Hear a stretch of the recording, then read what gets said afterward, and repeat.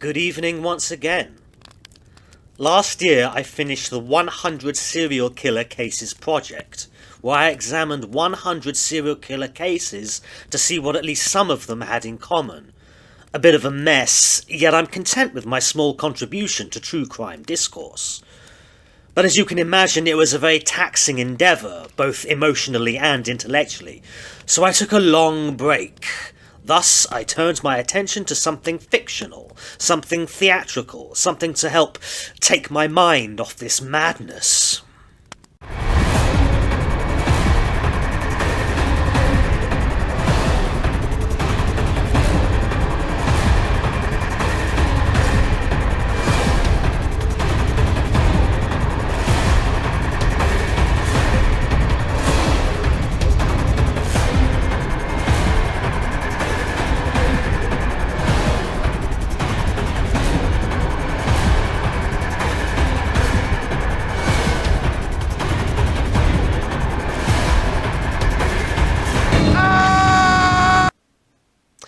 I don't know what the hell I was thinking. How could this be any fun for anybody? For those of you that don't know, you should probably run away and live a normal happy life, but regardless, Dead by Daylight is the video game everyone loves, but nobody likes, carving out its own niche in multiplayer asymmetrical survival horror. Just so we're all on the same page, here's a quick recap. 4 players, called Survivors, must repair 5 of 7 generators scattered around a level, with the Survivors apparently all having degrees in engineering. The Survivors then open the exit gates and leave. And leave. And leave! While the Survivors are attempting to do that, a 5th player, called the Killer, is on the prowl.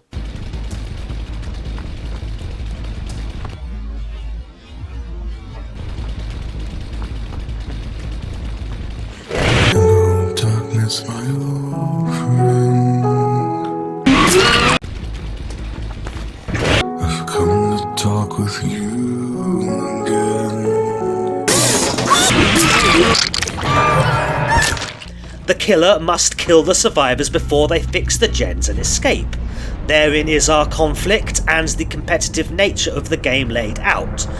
Ostensibly the power role, the Killer is faster and stronger than the Survivors, but playing Killer does have a tendency to make you feel weak.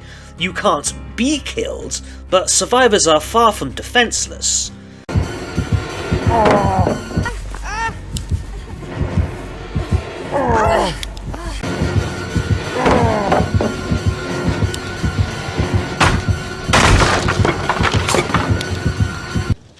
Dead by Daylight is deceptively deep for a somewhat casual affair, with differing killer powers, a huge variety of perks, items, add-ons, loads of levels, mind games, strategies, etc. I won't give a more detailed description than that, except to say, besides some interesting ideas, this game is the ultimate test of patience.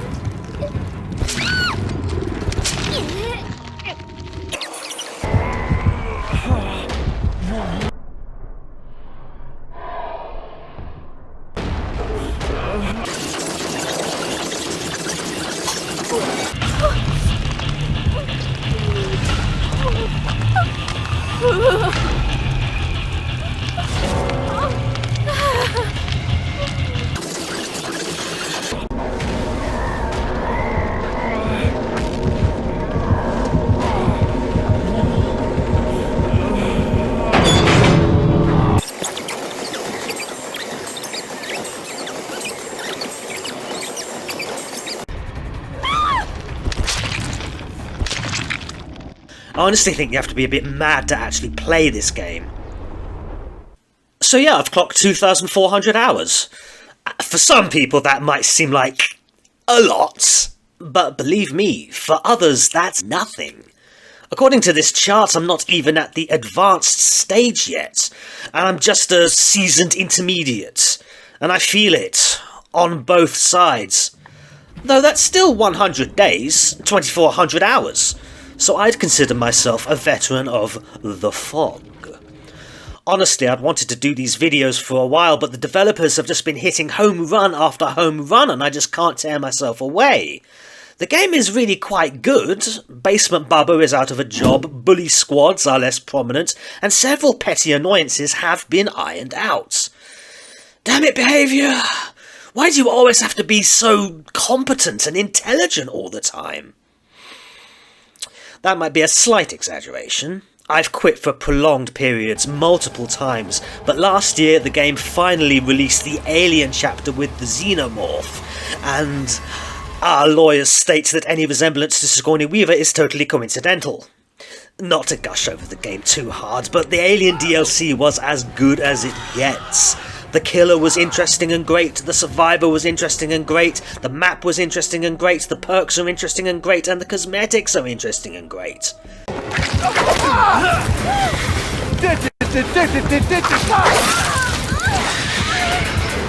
It's just really darn good, and as a huge fan of the Alien franchise, it renewed DBD again after a 242-day absence.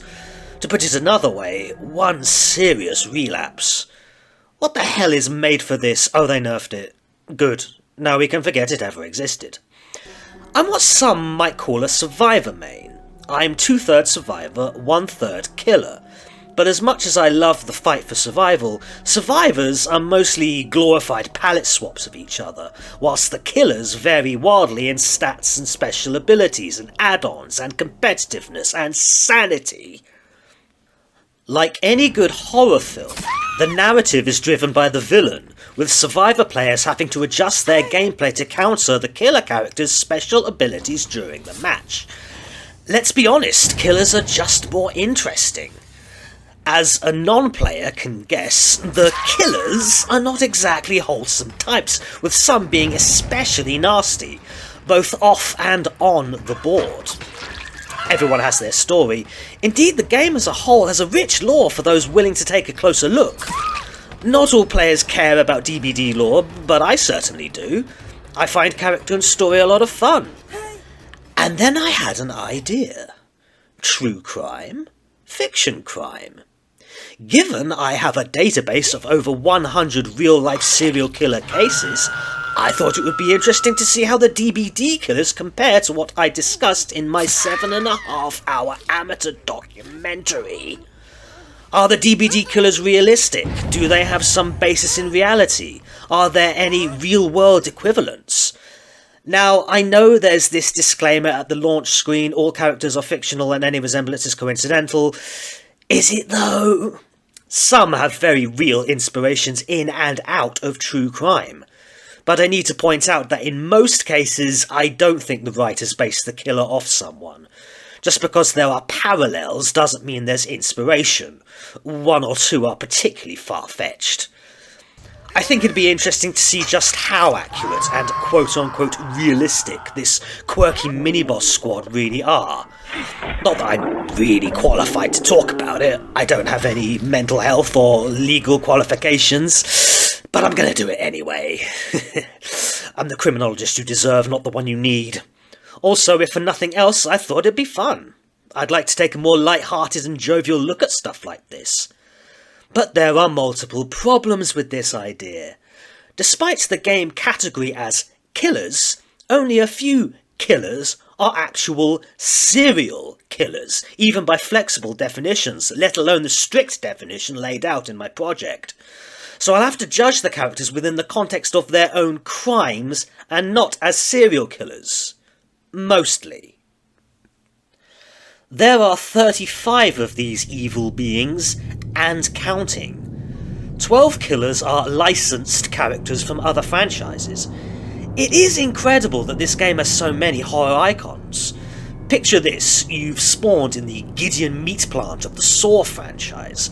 After the grace period, when you learn who your killer for the evening will be, you see it's Leatherface from the Texas Chainsaw Massacre. And you'll soon learn he's running the Demogorgon from Stranger Things' Surge, Hellraiser's Pinhead's Hex Plaything, Silent Hill's Pyramid Head Trails of Torment, and Ring's Sadako's Floods of Rage. Meanwhile, your teammates are Laurie Strode, any one of the several Resident Evil characters, and Ashley Williams, and all while you're playing as Nicolas Cage! Can we please just talk about this like two rational adults, please? And you've gone off meta with a daring build of Wake Up from Quentin off Nightmare of Elm Street, Unbreakable thanks to Bill Overbeck from Left 4 Dead, Light-Footed courtesy of the Alien franchise's Ellen Ripley, and to top it off, Alan Wake boosts your flashlight with his perk Champion of Light!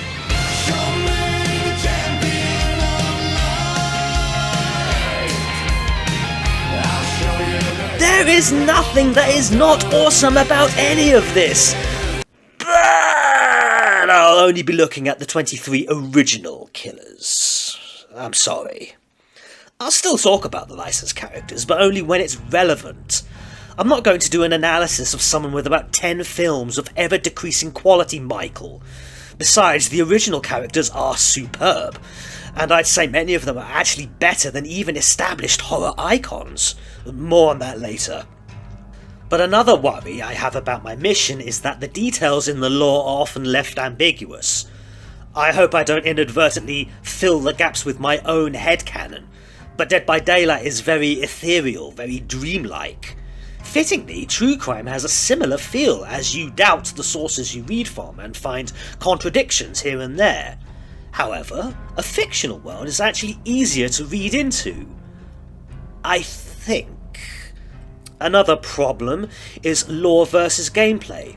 I won't be able to resist giving my opinions on killers and their abilities, but I don't main any killer. I do have over 200 matches with most of them, but I'm not qualified to talk about their mechanics at length. No, I don't have a master's in criminology to credibly talk about the nature of the psychopath.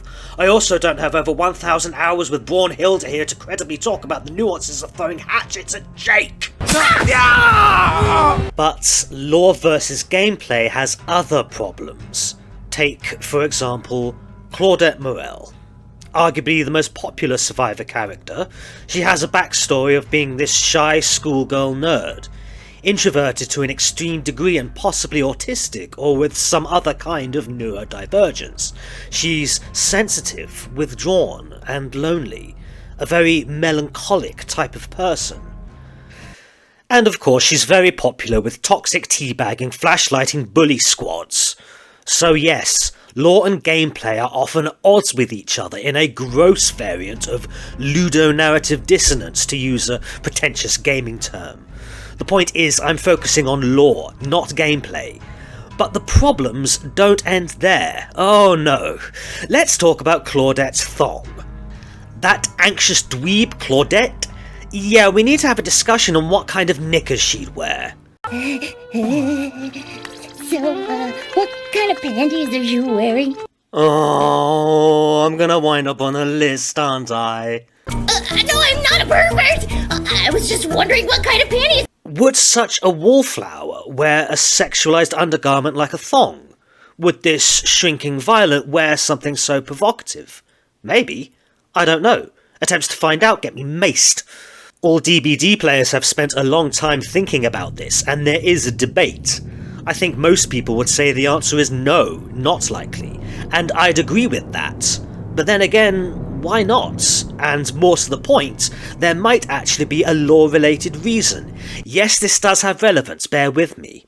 The game wistfully alludes to the many worlds theory, or alternative dimensions. Supposedly, the entity, more on that in a bit, has access to every conceivable world, hence why it can summon fictional characters from our world.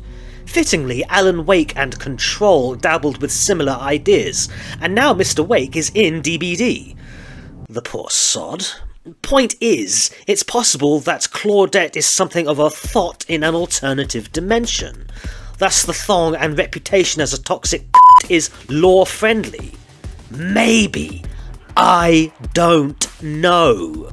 There are dozens of cosmetic pieces for multiple characters that raise questions, or raise problems, or raise questions, and flavor text sometimes gives information that contradicts base lore. I don't think lore should be affected too much, and it's more behaviour interactive milking the captured whales to buy overpriced digital nonsense. The many dimensions angle serves to make the lore very difficult to navigate. There are some blatant contradictions, or retcons, and the typical problems that always come up when you address this science fiction nightmare. It didn't work when Bioshock Infinite did it either. Remember that? I try not to, yet I need to consider it if I'm going to talk about the DBD killer backstories. I'm honestly more nervous about getting something wrong in their fictional story than I am about the details of a real-world serial-killing child molester. I'd ask DBD players to be mature and give me the benefit of the doubt, but I'd hate anyone to break a rib in sardonic laughter. So, I'm going to discuss the stories of these 23 subjects, including trauma history, theorised mental health issues, and the nature of their crimes. And I need to discuss the true antagonist of Dead by Daylight I mentioned earlier, the Entity. Exactly what it is, no one really knows. It's some kind of vast Lovecraftian demigod, capable of warping reality around it, an ancient and dreadful cosmic horror. The Entity is responsible for everything that happens within the game narrative. It takes characters from the in-universe real world and from fictional worlds. It then forces these fools to play this endless game of life or death for its own amusement. The Entity apparently feeds on the emotions of those stuck in its infinite purgatory. This creature has a spider motif. We see the black legs attack the survivor at the second hook stage and at the conclusion of the endgame collapse.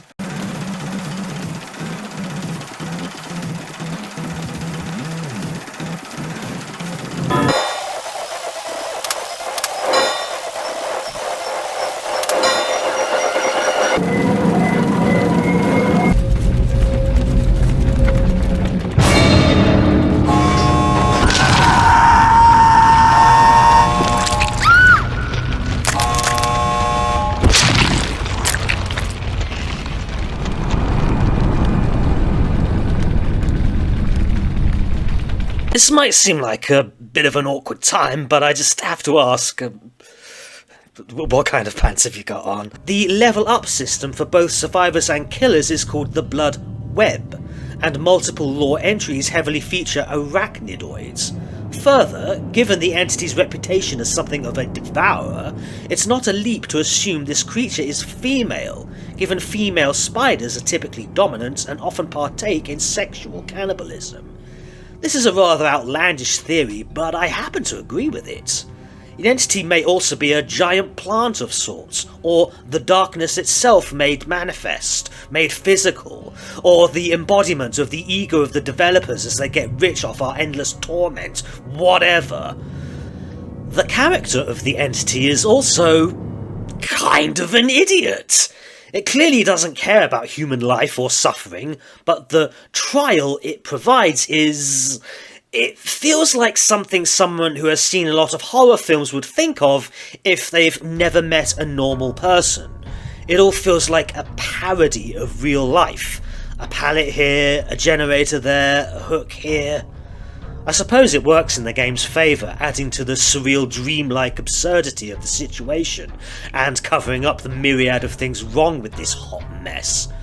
The levels are built out of the killer's memories, and these memories might be imperfect or warped, and the Entity can't deduce the subtlety, nor does it want to or care to.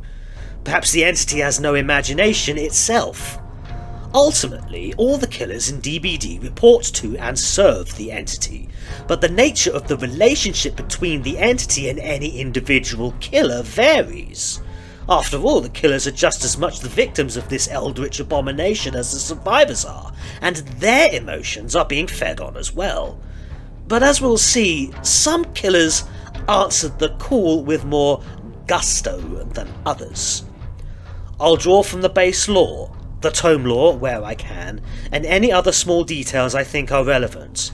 There are other non-playable lore characters with their own stories, and even some of the survivors like Kate, Michaela, and the Pariahs, I don't know, I think they're a band, who have had direct contact with the entity and might also have relevant information. That same dread takes a hold of me though. It's a guarantee that I'll get something wrong. If anyone watches or even crazier cares about this drivel, I really encourage corrections, but please source them. I need to see specifically where I got things wrong. With all that out of the way, let's begin our newest journey, to take a look at the original killers of Dead by Daylight.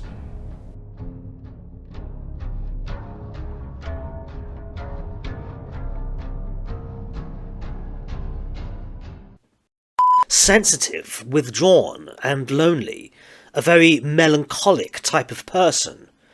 And of course she's very popular with T-top T... So I'm going to discuss... The character of the entity is also... kind of an idiot. It clearly doesn't care... 12 killers are licensed characters from other franchises. It's incredible that this game has so many